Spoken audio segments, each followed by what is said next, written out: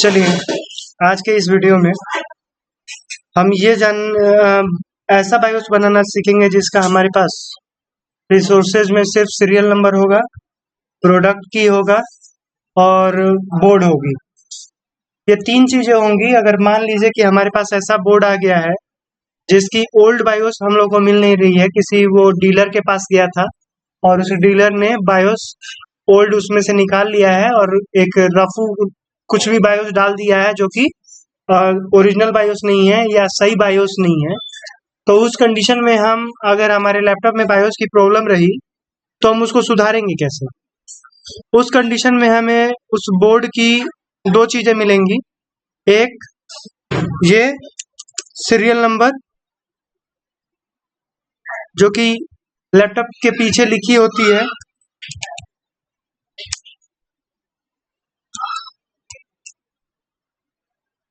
दूसरी प्रोडक्ट की नंबर। ये दो चीजें मतलब आपको दोनों में से कोई एक तो चाहिए। कभी कभार ये दोनों चाहिए होता है। सीरियल नंबर 10 डिजिट का होता है और प्रोडक्ट की 7 डिजिट का होता है। तो हमें ये सिर्फ मैं एचपी लैपटॉप के लिए बता रहा हूँ, एचपी के बायोस के लिए बता रहा हूँ मैं। तो हमें उस कंडीशन में समझिए कि हमें दो चीजें, ये सीरियल नंबर और प्रोडक्ट की कम से कम चाहिए ही चाहिए। अगर ये दो चीजें हमारे पास हैं तो हम उसका बायोस करना शुरू कर सकते हैं। चलिए हम शुरू करते हैं। हमें करना कुछ नहीं है, हमें जाना है सबसे पहले ही कहाँ पे, तो हमें जाना है एचपी के सपोर्ट पे। एचपी के सपोर्ट पे गए। एचपी के सपोर्ट पे जाने के बाद ड्राइवर्स का खोलेंगे। लैपटॉप के ड्राइवर्स के लिए हम यहाँ से लैपटॉप का बायोस डाउनलोड करेंगे एचपी के सपोर्ट से। आप एचपी के सपोर्ट से बायोस तभी डाउनलोड कर सकते हैं जब आपके पास सीरियल नंबर या प्रोडक्ट की या प्रोडक्ट नंबर, वो जो प्रोडक्ट की कोई बोला जाता है, दोनों में से कोई एक हो। कई बार सीरियल नंबर से हमारी चीजें मिल जाती हैं, लेकिन कई बार सीरियल नंबर से नहीं मिलती हैं तो हमें प्रोडक्ट की से भी खोजनी पड़ती है। इसलिए मैंने बोला कि आपको सीरियल नंबर और प्रोडक्ट की दोनों चाहिए। मैं अभी फिलहाल सीरियल नंबर से चलता हूँ, इसको कॉपी करता हूँ, इसको भी यहाँ पे मैंने पेस्ट किया और सर्च किया। देखिए अभी ये हमारा कंडीशन आ गया जिसमें सीरियल नंबर से ये इसकी आइडेंटिफाई नहीं हो पा रहा है। उस कंडीशन में हमें प्रोडक्ट की का नंबर भी चाहिए होगा। हमने प्रोडक्ट की के नंबर को यहाँ से कॉपी किया और यहाँ पे प्रोडक्ट की का नंबर पेस्ट किया और सर्च किया। जब हम इतना करके सर्च करते हैं, आप इस बात का ध्यान रखें कि सीरियल नंबर से भी कई बार आपको मॉडल मिल जाता है। जब सीरियल नंबर से मॉडल नहीं मिलेगा तभी आपको प्रोडक्ट नंबर से मॉडल खोजना होता है। इस प्रकार हमारा लैपटॉप का मॉडल जो होगा वो सेलेक्ट कर लिया जाएगा और देखिए जैसा कि यहाँ पे सेलेक्ट कर लिया गया और आपको पता चल गया कि एचपी का नोटबुक का ये मॉडल है 15BS542 TU। हमें कुछ नहीं करना, जैसा कि हम जानते हैं कैसे हम लोग बायोस को यहाँ से ड्राइवर्स को डाउनलोड करते थे, सेम वही प्रोसेस है। और ड्राइवर सॉफ्टवेयर एंड ड्राइवर्स के नीचे आपको बायोस सिस्टम फॉर्मवेयर का ऑप्शन दिख रहा है, इस पर हम क्लिक करेंगे। हम यही कोशिश करते हैं कि हमें सबसे जितना पुराना हो सके उतना पुराना वर्जन बायोस मिल जाए। हम यहाँ पे सबसे पुराना वर्जन F32 ये वर्जन वाला है, इस वर्जन को हम यहाँ से डाउनलोड करेंगे। जब ये डाउनलोड हम कर लेते हैं, देखिए ये डाउनलोड हो रहा है, ये हमारा बायोस डाउनलोड हो गया। हम ये बायोस डायरेक्ट रन करें ना तो ये बायोस आती है ओपन सिस्टम के लिए। जो सिस्टम ओपन होता है ना, चल रहा होता है, उसमें इन बायोसों से अपडेट किया जा सकता है। पर हमारा जो लैपटॉप बायोस है, जो हमारा लैपटॉप था, उसमें ये कंडीशन था कि वो लैपटॉप तो चालू है नहीं और उसकी बायोस किसी ने मिक्सअप कर दी है, मिसिंग कर दी है। उस कंडीशन में हम क्या करेंगे, ये जो बायोस है मैंने एक फोल्डर लिया था, मैं वो फोल्डर दिखाना चाहूँगा जिसमें मैंने इस मदरबोर्ड, मान लीजिए ये फोल्डर जिसमें हमने इसकी डेटा के रखी है सीरियल नंबर और प्रोडक्ट की नंबर, उसी में इस ड्राइव बायोस को रख देंगे जो कि हमने डाउनलोड किया है। आपके पास हम इस कंडीशन में आपके पास लैपटॉप का बोर्ड होगा और मेरे पास अभी लैपटॉप का बोर्ड यहाँ पे नहीं है, मैंने दुकान पे छोड़ के आया हूँ। उस कंडीशन में मैंने लैपटॉप की दोनों फोटोज ले ली है, दोनों साइड की। मेरा काम क्या होगा, मैं इस बायोस को एक्सट्रैक्ट करूंगा। एक्सट्रैक्ट करने पे मुझे एक फोल्डर मिलेगा जिस फोल्डर में इनसाइड flash.exe नाम का फोल्डर मिलेगा। कई बार ये तो खुद ब खुद अपने भागों में टूट जाता है, लेकिन कई बार ये नहीं टूटता है तो ऐसा ही फाइल आती है। कुछ नहीं, हमें कोई बेझिझक चिंता लेने की जरूरत नहीं, हमको इसको एक बार फिर एक्सट्रैक्ट करना होगा। जब इसको दोबारा एक्सट्रैक्ट करेंगे तो हमें इसकी फोल्डर्स मिल जाएंगी, इसमें जितनी भी बायोस पड़ी हुई हैं वो मिल जाएंगी। इसमें आप देख रहे होंगे इसमें टोटल इतनी बायोस पड़ी हुई हैं। हमें इन बायोसों पे काम नहीं करना है क्योंकि ये जो बायोस पड़ी हुई हैं ये बायोस इनक्रिप्टेड है। आप इनको ओपन करके देख भी सकते हैं। मैंने इनक्रिप्टेड और डिक्रिप्टेड का डिफिनीशन बताया हुआ था कि इनक्रिप्टेड होंगी तो उनमें बीच में आपको डिजिट अल्फाबेट्स ऐसे जैसे दिखाई दे रहे हैं वैसे दिखाई देंगी। अगर ये बायोस प्योर है, सही है, अगर डिक्रिप्टेड है तो आपको ऐसे दिखाई नहीं देती है। मैं एक कोई बायोस आपको ओपन करके दिखा देता हूं कि कोई बायोस सही है तब वो बायोस कैसे दिखाई देगी। जैसे मान लीजिए ये मेरी एक बायोस है, मैं ओपन करता हूं तो देखिए, जब आपको अगर डिक्रिप्टेड या सही कंडीशन में अगर बायोस होगी, रीडेबल बायोस होगी, तो वो इस प्रकार दिखाई देती है, जिसमें आपको फुल्ली डॉट दिखाई देगा, कहीं कहीं आपको अल्फाबेट और डिजिट दिखाई देंगे। पूरी तरह से जो इसमें भरे हुए हैं ऐसे दिखाई नहीं देते हैं। तो इस तरीके का जो बायोस हमको दिखता है इसे हम लोग इनक्रिप्टेड बायोस के नाम से जानते हैं। हमें कुछ नहीं करना, हमें बस करना ये है कि इसमें इनसाइड flash.exe का फाइल होगा एक, इसको रन करेंगे। अगर ये रन हो जाए, मैं रन करके देखता हूं ये रन होता है कि नहीं होता है।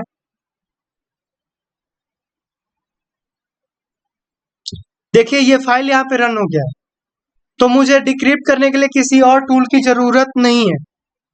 अगर ये फाइल इनसाइड flash.exe नाम की ये जो फाइल है, अगर ओपन करने पे ये ओपन नहीं होती तो उस कंडीशन में मुझे किसी डिक्रिप्टर की सहायता लेनी पड़ती, किसी टूल की सहायता लेनी पड़ती। पर ये खुल चुकी है इसलिए मुझे किसी डिक्रिप्टर की सहायता नहीं लेनी पड़ रही है। यहाँ से मैं नेक्स्ट करूंगा और नेक्स्ट करने के बाद यहाँ से कॉपी बायोस पे क्लिक करके इसमें से रीडेबल बायोस निकाल लूंगा। इस तरीके से जो इस टूल के थ्रू जो हम लोग काम करते हैं, हमें इनक्रिप्टेड बायोस जो था, जो बहुत सारी चीजें उसमें लिखी हुई थी, वो रीडेबल दिख नहीं रहा था, वो अब रीडेबल दिखाई देगा। ये जो कॉपी बायोस करके मैं कर रहा हूँ, ये जो बायोस अभी दिखेगी, ये देखिए डॉक्यूमेंट्स नाम के फोल्डर में जाने वाली है, इस जगह पे जाएगी। मैं इसको नेक्स्ट करता हूँ और ये बायोस यहाँ से चली गई। यहाँ पे इसको फिनिश किया मैंने। आप देख रहे होंगे यहाँ पे 4 बायोस दिख रही है। इन बायोस में और इन 4 बायोसों में कुछ डिफरेंस है, वो डिफरेंस मैं बताना चाहूंगा। आप जैसे अगर इस बायोस को ओपन करते हैं, देखिएगा 0832D बायोस जो है ये डिक्रिप्टेड है, तो ये ओपन करूंगा, इनक्रिप्टेड है, तो ये देखिए कैसे दिखाई दे रही है। ये इनक्रिप्टेड है इसलिए ये ऐसी दिखाई दे रही है।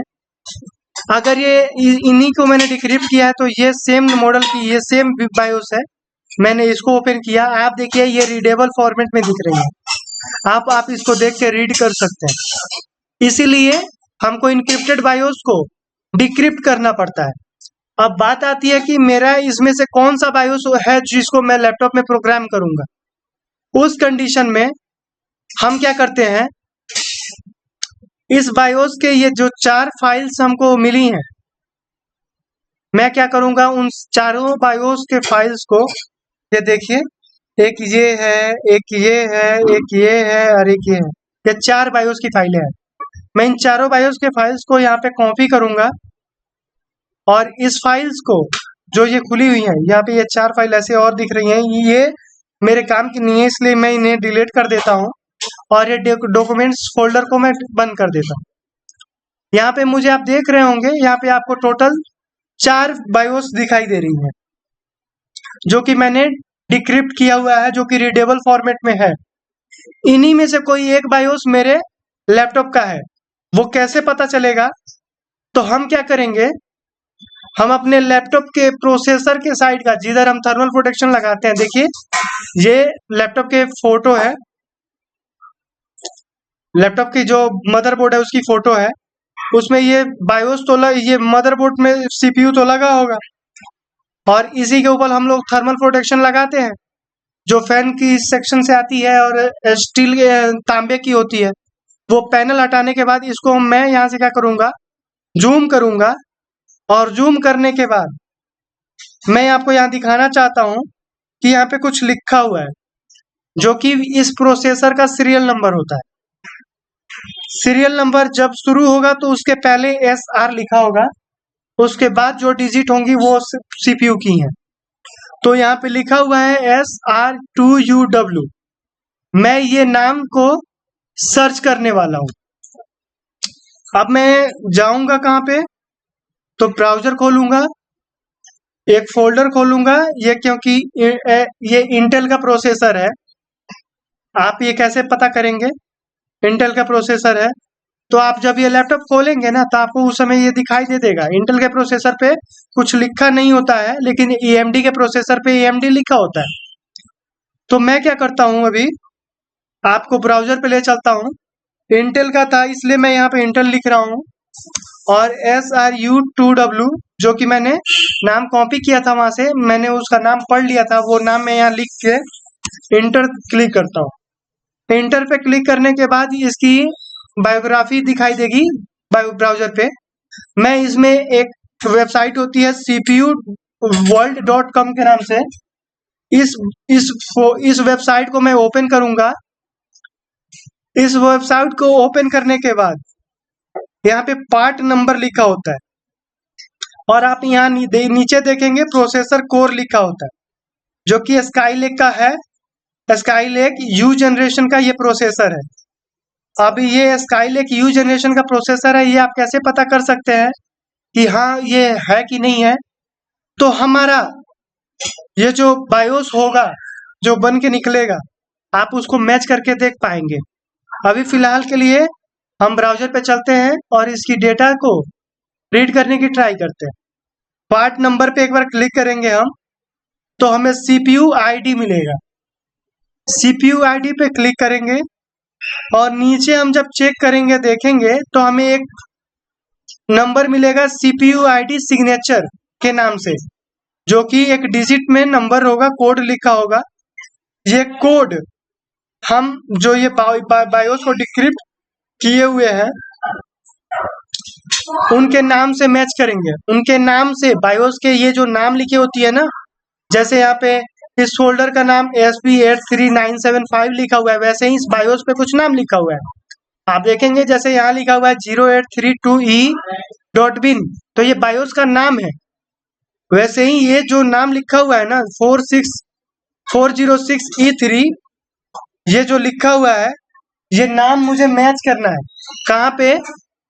तो मैं इस नाम को मैच करने वाला हूँ। कहाँ पे? तो मैं यहाँ पे इस बायोस को, जो भी मैंने ये लिया है, 4 बायोस डिक्रिप्ट करके निकाली है, मैं इनको एक टूल है मेरे पास MC एक्सट्रैक्टर के नाम से, इसमें मैं इनको डाल के चेक करूंगा।